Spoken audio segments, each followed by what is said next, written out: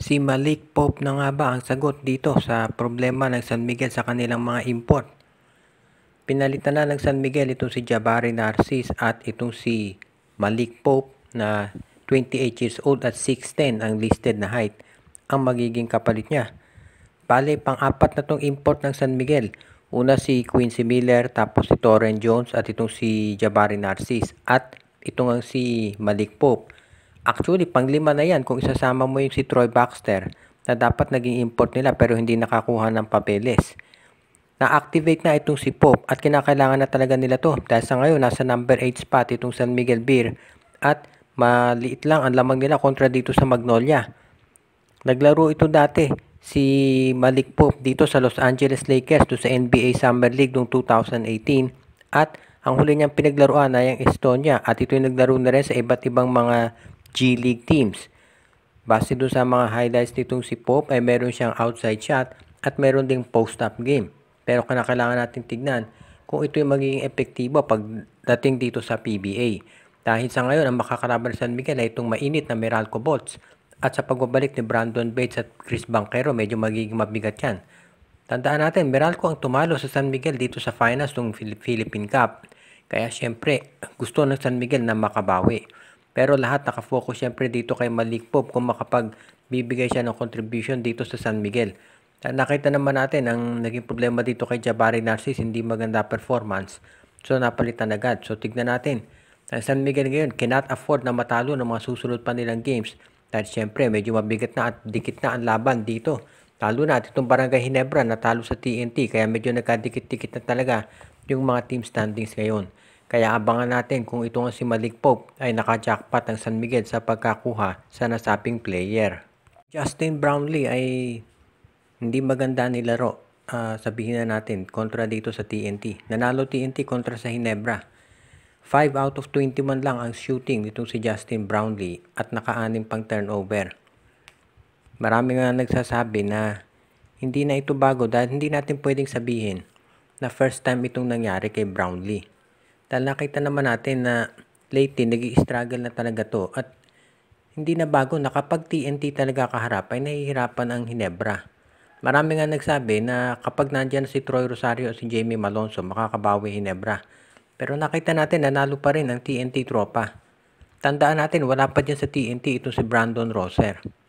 So, ibig sabihin, itong TNT, parang nasa kanila na yung numero ng Ginebra. Siyempre, alam natin may playoffs pa at pwedeng makabawi. Pero kung kailangan i-consider natin ano ba nagiging problema dito sa Ginebra. Siyempre, unang credit yan yung depensa ng TNT tropa. Ang sinabi ni Coach Chot Reyes doon sa game na yan, kaya sila nanalo dahil maganda naging takbo ng depensa nila. Best defensive effort nila daw yan ngayong conference na to. At nakita naman natin, shutdown talaga si Brownlee. At yung ibang players ng Ginebra nag-struggle din talaga. Nakita natin, ito si Malonzo clearly wala pa sa game shape. At nakita din natin na overall, ito si Japet Aguilar, yung plus-minus niya ay -10 si Japet kapag nandun sa court ng Ginebra. Kaya nag-struggle talaga Ginebra dito kontra sa TNT tropa at masasabi natin na ito'y kinakailangan i-address na ng Ginebra dahil malamang maghaharap sila sa playoffs. TNT pinakamainit na team ngayon at masasabi talaga natin nasa prime ng kanyang karera itong si Ronde Hollis Jefferson. At hindi na ako magugulat kung talagang sila ang team to beat ngayon. Pinakita nila dito na kaya nila Ginebra at ang Ginebra ngayon kinakailangan mag-isip na kung ano gagawin para matulungan itong si Justin Brownlee na nag-i-struggle. Nagpalit na ng import itong San Miguel Beer, nandiyan na si Malik Pope at wala na ito si Jabari Narcis. Ang tanong ngayon, ito kayong Magnolia, ganyan din ang gagawin. Dahil sa ngayon, ang Magnolia, good news naman, nanalo sila kontra dito sa Phoenix Jewel Masters pero mabigat yung mga susunod nilang laban. Kaya dito natin masasabi talaga kung gagawa ng sabihin nating major adjustment itong Magnolia Chicken Templados para masiguro na sila naman ay mananalo din sa mga susunod nilang laro.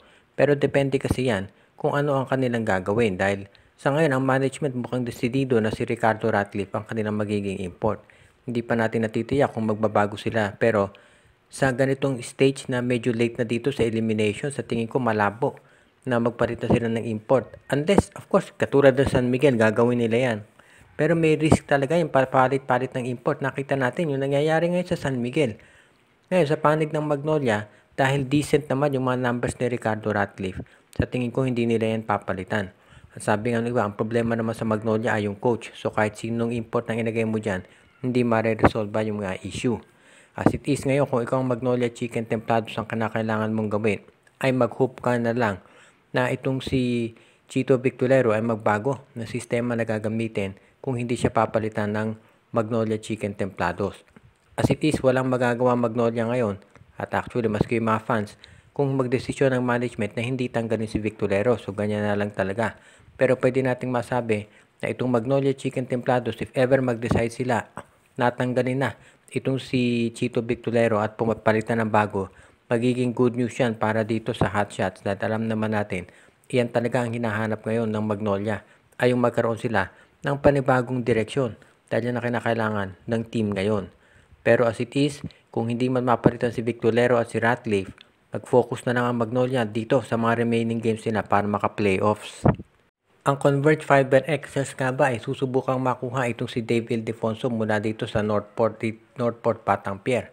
Hanggang sa ngayon, itong si Ildefonso ay hindi pa rin nakapaglalaro dito sa Northport dahil nga hindi sila magkasundo dito sa kontrata. At may mga reports na lumalabas, mga speculation na baka itong si Northport Batang-Pierre coach Bonitan at yung management ay maging willing na i-trade itong si Ildefonso. Hindi pa natin natitiyak kung ito'y matutuloy nga, pero mas maganda siyempre para sa karera ni Ildefonso na matuloy na ito dahil nakita naman natin na ang laki na naging problema nila.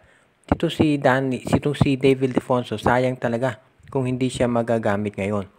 Dahil alam naman natin na may talent ang nasabing player at kung ganito lang ang magiging sitwasyon, abay sayang naman yan. Ngayon, alam natin na hindi naging maganda o hindi maganda ugnayan ni Danny Ildefonso, yung tatay ni Dave at ng Northport Batang-Pierre. Pero kailangan sigurong iset aside nila yan para masiguro na next time may maging maganda na ang sitwasyon dito. Dahil syempre kung gugustuhin ng Northport Batang-Pierre ay kaya nilang ipitin itong si Dave Ildefonso.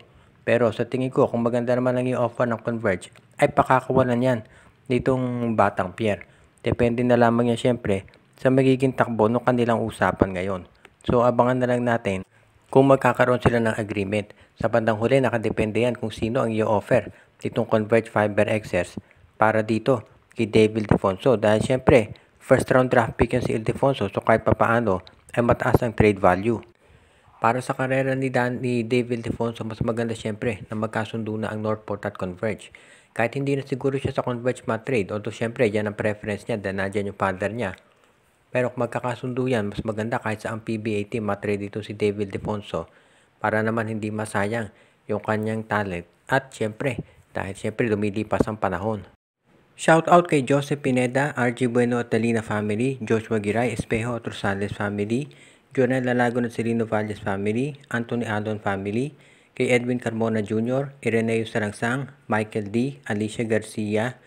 Pinabati din natin si Malyari Mascareñas, Dalmacio de Guzman, Katsakino Ducusin, si Enju, Dexter Domer at ang iba pa natin taga-subaybay.